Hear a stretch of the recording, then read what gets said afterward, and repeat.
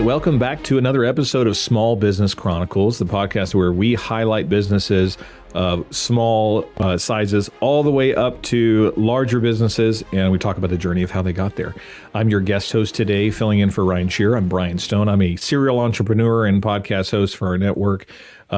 Primarily, I come from the real estate space, but I'm a business coach and owner of multiple businesses. And I'm super excited to talk to our guest today because he is really unique in the space. It's a PR and promotion company for authors that want to get to the right listeners.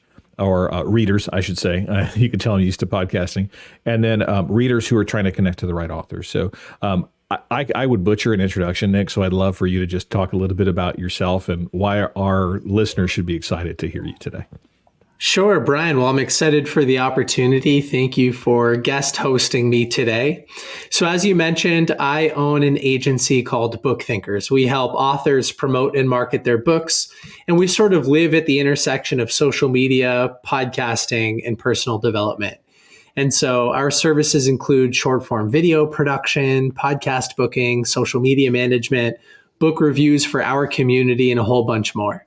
And then on the reader side of things, we have a community of about 200,000 nonfiction readers, and they look to us for daily recommendations on business subjects, personal finance, health and fitness, mindset, and everything in between, some philosophy, some psychology. I'm just a total book nerd. And then I actually just released my first book as well. It's called Rise of the Reader, Strategies for Mastering Your Reading Habits and Applying What You Learned. So I'm also in real estate, funny enough. We're both That's there. amazing. I've invested in a couple of multifamily properties too, in case you're interested in discussing those. But yeah, I'm a total business book junkie, and I love all subjects related to business books. Love that. Yeah. So I know we're going to have a great conversation because we have a lot in common. So yeah, my wife is actually an author, and yeah, I can relate.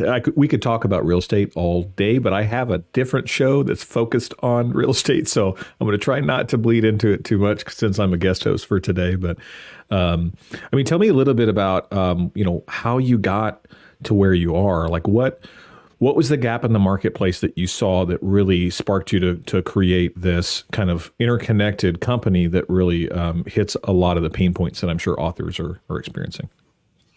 When I was growing up, I was not much of a reader, which might surprise anybody that can see my background today. I've got like 1,000 books behind me. I was more of the athlete stereotype, not really much of the academic. I mean, you couldn't pay me to do my homework or read a book when I was in high school. And that sort of behavior followed me through most of my college experience as well. But I took an internship at a local software company going into my senior year. And very early into that experience, the sales director, Kyle, he took an interest in helping me out. I mean, I think he saw this 20-year-old sort of know-it-all who had more potential. And so he actually recommended podcasts. That's where I started. So I started listening to shows where successful people were being interviewed in all different types of industries and talking about what they did to become successful. And very quickly, I realized that most of them were giving at least some credit for their success to the books that they were reading. And nobody had introduced this to me before. I mean, none of my friends were reading personal development or business style material. So I went to my local Barnes & Noble one day. I grabbed a stack of books, and the rest is history. I've been reading 50, 60, 70 books a year ever since. Now, where the business idea came from was that as I started to read these books, it was sort of a lonely experience. I mean, I wasn't connected to very many people, again, who were reading and consuming and wanting to talk about this material. So I got together with a couple of my friends and we said, let's build a platform where we can talk about this type of material and see who else out there on the internet is interested in personal development and business books. And so the original inspiration for the business was actually going to be a mobile application, sort of like a social media around personal development books, where you could log your favorite takeaways from books, enter them into this repetition queue and be reminded so that you don't forget your favorite takeaways. Now, long story short, that never came to fruition. But in anticipation of launching it, we really put a lot of effort into growing social media. So when it failed, we were left with this large group of readers on social media who love seeing book recommendations, but we didn't have a monetization scheme. And so I can continue the story from there, but I want to pause because I know I've been talking for a few minutes. No, that's perfect. I could nerd out on business and building those funnels and all day long. But I love that it started as something different and then it became what it is today. And I think that that's a story that we've seen a lot in the interviews, the conversations that we've had with small to medium to large size businesses. I mean, it's never a clear path, right? It's not a, you do A, then B, then C, then D, right? Because you have to respond as a business owner to whatever the market is telling you, right? So I know for me, I took a typical path of, okay, I'm going to go to school for music education and I want to be a band director and do all of that stuff and then perform. And then, that naturally led me to HR and retail and then business consulting and then real estate and now podcasting. So, your typical rung of the ladder path. So, I think while that may seem a little bit off, I think a lot of people can connect with that. So, how? Give me a sense of scale. So, how many people do you have on staff for your company now? How many authors are you guys working with? I know you mentioned a little bit about your reader base. You've got that large, social group that's already present. How large are you guys at scale, and how long did it take for you to get there? Sure. So in 2017 is when I first established the business legally. 2017, 2018, we tried to build that mobile application that failed. 2019 is when we were just left with this large social media audience, but really no way to monetize it. I started monetizing it in the beginning of 2019 because a few authors actually reached out to me organically and said, how much do you charge for a book review? And I thought, well, this is interesting. There's an inbound demand for something that I hadn't conceptualized yet. I didn't plan for this monetization strategy. So I started to follow up with those authors. Hey, how can I get involved? How else can I help you? Let me try some stuff out. Why are you paying for book reviews? What are the problems that you're looking to solve? And I really got to know my target customer. So over the years, I think, 2019, 2020, we probably worked with 50 authors each year. 2021, 2022, maybe getting up closer to that 100 number. This year, we worked with maybe close to 200 authors, helping them promote and market their books. So it's grown quite a bit. And I have 10 people on my team between full-time staff and part-time. And, a wide range of responsibilities, but it's growing. We've doubled year over year now for 3 years in a row, and I can't wait to see what happens next year. And that's all in the nonfiction space, correct? Right.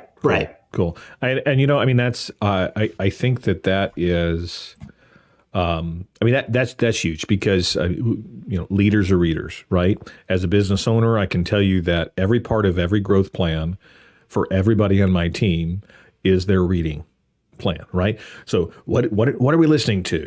Whether it's some of the classics like Think and Grow Rich, whether it's some of the classics like, Jay Papasan talking about The One Thing, which is obviously real estate related. So I appeal to that. I've had coffee with Jay. He's amazing. Oh, Jay's incredible. Yeah, I'm fortunate enough to have met with him multiple times when we have our large conferences because I still have a real estate team. But yeah, he's fantastic. And his wife, Wendy, is amazing. So, and they have a podcast too, and are still authoring multiple books. But, that nonfiction space, it almost seems like it's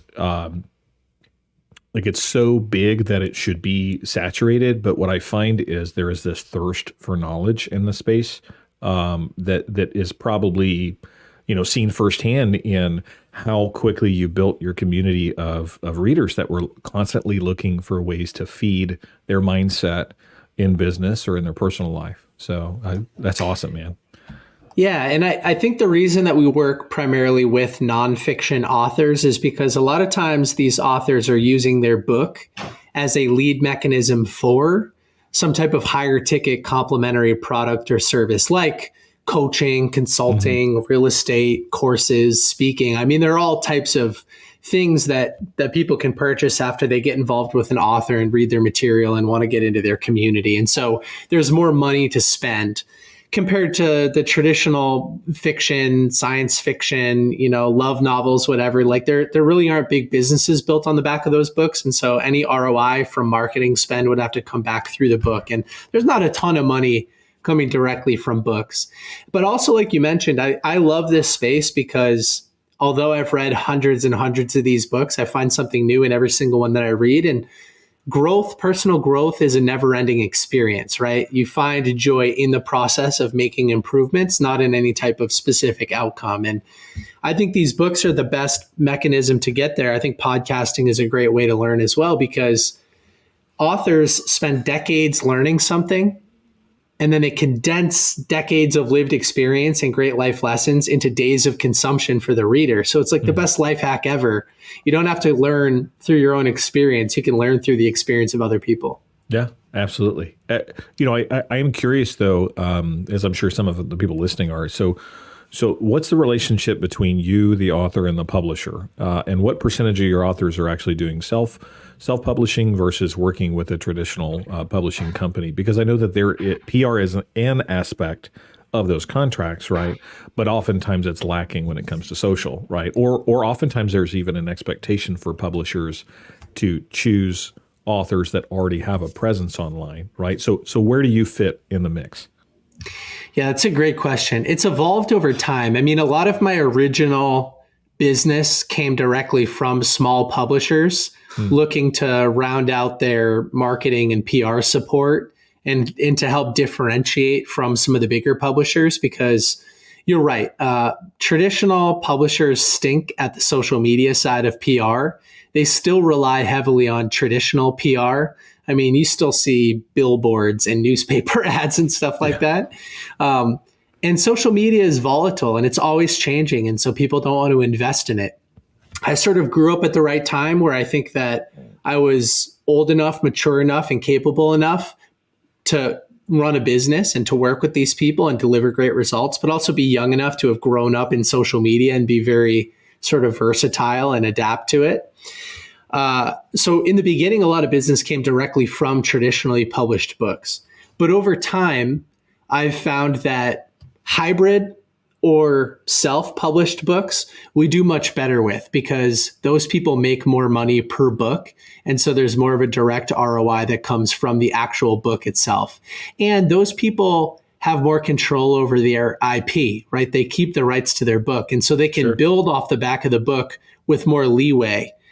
They have agency over speaking or courses or consulting or coaching, whereas traditionally published authors, they've got to kick a share of that back to the actual publisher, or sometimes a percentage of the revenue or the decision making. And that just kind of bogs things down. So I'd say today we're probably 33% traditional, 33% hybrid, meaning they paid to play the game. Somebody developed the book professionally, but they kept their own IP and royalties, or self, where they just did the entire experience themselves. Gotcha. That's cool. So I appreciate you doing that clarification, because, I think a lot of authors are really good at what they do, and what they do is not necessarily PR work, right? Or social media management, right? It's, do I want to learn another skill, or do I want to leverage that skill? And I think that that's one thing that we've talked about, and I know Ryan has talked about on the show, is leverage, because business leverage is so critical, because it keeps you doing the activities that you need to be doing. Big callback to Jay, right? He talks about doing the one thing, the Pareto principle, the 80-20 rule, all of that stuff, right? If you're an author and you're really fantastic at taking your life experience and condensing that into a way that's digestible and practical and actionable, then why are you spending so much time learning a new skill to learn what, how to hack the algorithm in TikTok and know what your target audience is, and what marketing persona should you be trying to build out and focus on your AdWords, or whatever it is, right? And I know I'm speaking all over the place there, but I think that there's so many distractions that can happen. And I see this with my wife. She's an author, and it is incredibly impressive to me, the mental energy that she has to spend just to focus on getting her project off the ground, writing, think the actual activity of writing, the word count. I mean, she probably puts out 2,000 words a day on a typical day. And very little of that actually ends up being in the final product. So I know that it keeps her up at night being anxious about, oh, well, now I have to have a following and a platform, and I have to have people that watch me, and I've got to be an online influencer on top of being an author. And that's just not realistic, right? Right. And I sort of say it like this: launching a book is a team sport. Being an author is a team sport. Writers should write, marketers should market. Not only should we look at leverage as far as the value of an activity, so learning a new skill and doing your own social media, that's a poorly leveraged activity for an author. They get the most leverage from actually producing a piece of content that can be sold. But it also drains energy. Like if you don't like doing social media, it is an energy suck, and it's a drain, and it's a distraction. So I've found that leverage, as far as energy leverage, is relative. Like you can outsource your social media to people that genuinely enjoy it, like we do at Book Thinkers. And so everybody's happier. It frees up more time for you to write. And it, for us, it adds revenue, and we get to enjoy doing what we enjoy doing, which is producing really cool content for social media and making it a more positive and socially constructive place. So yeah, there's like business leverage, like financial leverage and time leverage, but there's also energy leverage, which I think a lot of people ignore sometimes. Yeah. It takes a different kind of energy when you're doing something that's not in your skill set or your mindset, right? Because it's like me, I don't like bookkeeping. I don't like bookkeeping. I'm happy to hire a bookkeeper because me too. I mean, I know how to do it, but that's not my highest and best use, and it drains me. So, I want to shift a little bit about. I want to shift from talking about what you do externally to what you do internally, if that's okay, Nick, because sure. There has got to be some lessons that you've learned along the way being in the PR space, because it is a moving target. So, and I know that there's other business owners that listen to our show that would love to have your insight into how you keep on target with a moving target. So can you talk a little bit about some of the challenges you've seen and what you've done to overcome those? Yeah, absolutely. I mean, a big shift for me over the last couple of years has been to create more space to study the industry instead of doing the work and executing within it, right? So working on my business instead of in my business, which is a concept that I'm sure Jay talks about in The One Thing. It's been a while since I've read it, but so many great authors, that talk about the Pareto principle, Tim Ferriss and Greg McKeown and all those guys. It's important to work on your business instead of in your business. And what that means is you have to delegate. You have to grow your team. You have to delegate things that are lower impact and more technical in nature to other people so that you can free up time as a business owner to study trends and study the industry and interview people and see what's working and analyze data. And that's the type of stuff that a lot of people are too burned out at the end of the day to pay attention to. And that's when you end up getting left behind. There's a great book I read recently called 10X is Better Than 2X or something like that by Dr. Benjamin Hardy.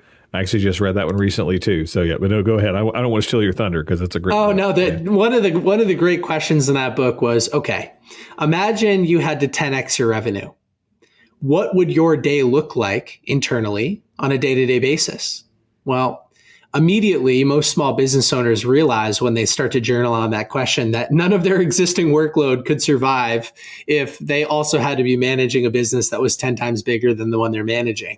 And it forces you to delegate. It forces you to outsource or automate or eliminate most of what's currently on your plate. And so I try to go through that exercise or exercises similar to that all the time.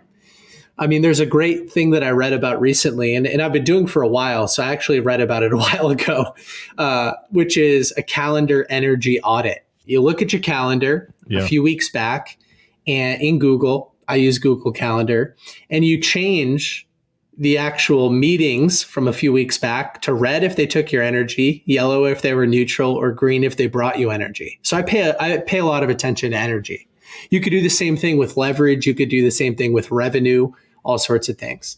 And then you look at your red and your yellows, and you have to find a way to automate, delegate, or eliminate them, get them off your plate so that you can focus on your business, have better conversations about growth, about the industry, about catching that moving target.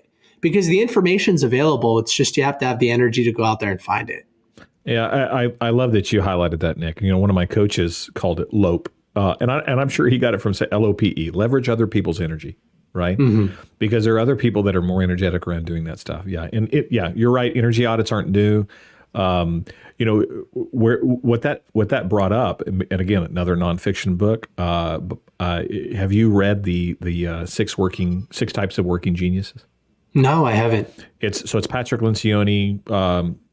Big name author. I've read his 5 dysfunctions. Yeah, 5 dysfunctions of a team that's probably the one he's most known for. And this is a more recent one, but it talks about in the book. It talks about whether you're a galvanizer or whether you have the working genius of wonder and invention versus tenacity, which is getting things across the finish line. And it talks about not only that, but what are the things that drain you. And it's the same. It's, green, yellow, red, easy concept. It's essentially a format that tells you the types of tasks that fit in line with your different energy, whether you gain it, you're neutral, or it drains you. And I know for our business, we went through that as a team, and we actually broke it down. And I paid for the assessment for all my team to take it. One of those add-on services, right, for authors, right, because it's usually backing something else. But it was hugely eye-opening, because what we realized is, oh, dang, we don't have enough people in the tenacity genius, meaning we're all kind of splitting duties and doing it, but we run the risk of burning out if we're doing the kind of activities that take more energy than it gives, right? So, good book. You should definitely read it. I knew we would talk about sharing books, Nick. So I was prepped for that. I was like, oh, we're definitely going to be tossing out all kinds of titles and adding to people's reading list. So, yeah, my kind of tagline at Book Thinkers is the right book at the right time can change your life. Absolutely. Now that I've sort of started building a personal brand around implementation as well, with my separate book, Rise of the Reader, I've kind of added on the right book at the right time can change your life if you implement it effectively. That's it, right? I was in a course the other day, and it was another fellow coach of mine, and he said that education without implementation is simply entertainment. Exactly. Yeah, it is.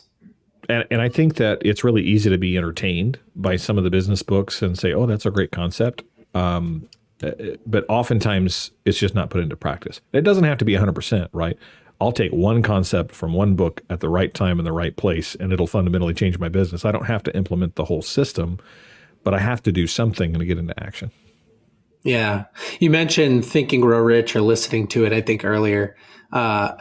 There's a great quote in that book: action is the real measure of intelligence. Action is the real measure of intelligence. So it's like, people used to say knowledge is power, but now it's like the application of knowledge is power. So I'm happy that we're starting to wake up to it. But in my industry, there are a lot of personal development junkies who just go from book to book to book to conference to conference to conference, and they don't do anything with them. And I am trying to solve that problem.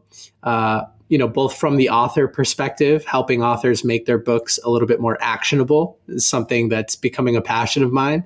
But then also from the reader side, you need to know how to effectively read and implement a book. It's a skill.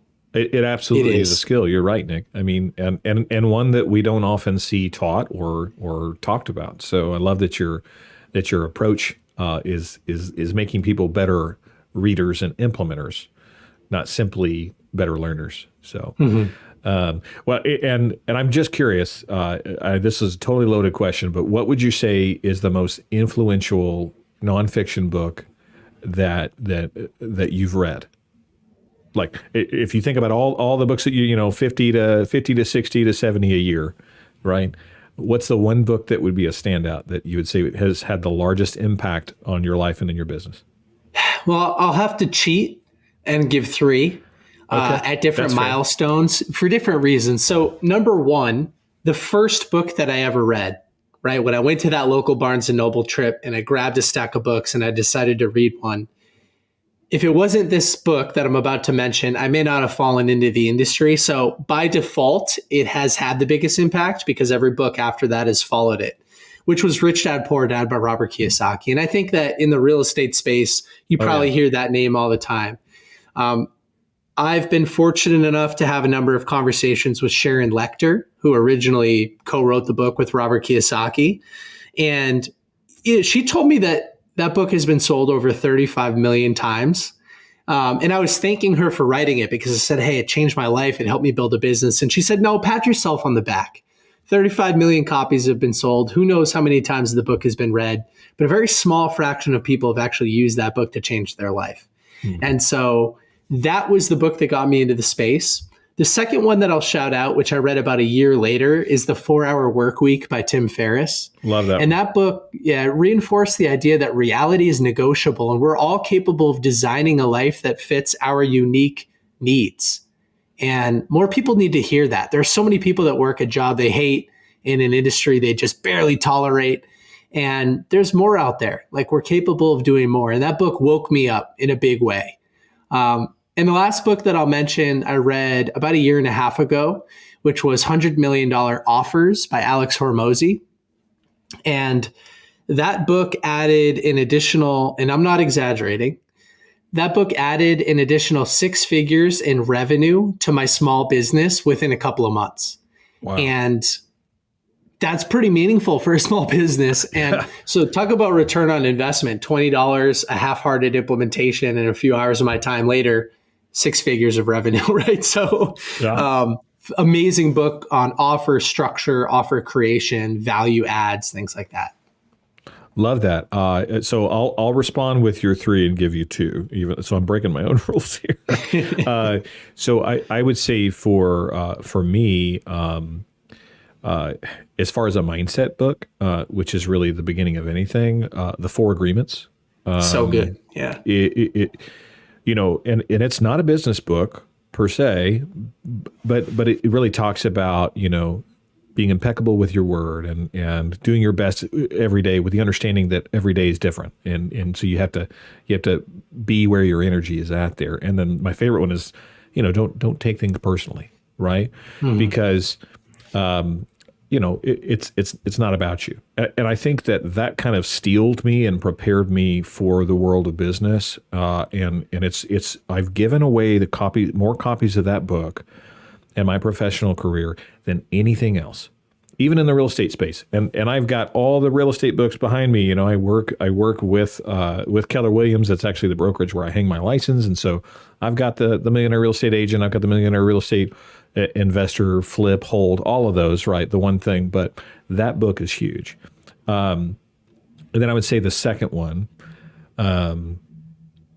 is honestly the 12-hour work week, because similar to or the 12-week year, excuse me, not the 4-hour work week. Yeah. I like that book too. Yeah, it's a good one. So similar concept between the 4-hour work week, because it's all about condensing, and I found that all work expands to fill the time allowed, right? And so putting some parameters around what you want to accomplish is how you can do more with the same hours in every week and every day that everybody else has than what your competitors do, than what your other people in the industry do, because it's all about having the right focus. So those 2 have been huge for me, for sure.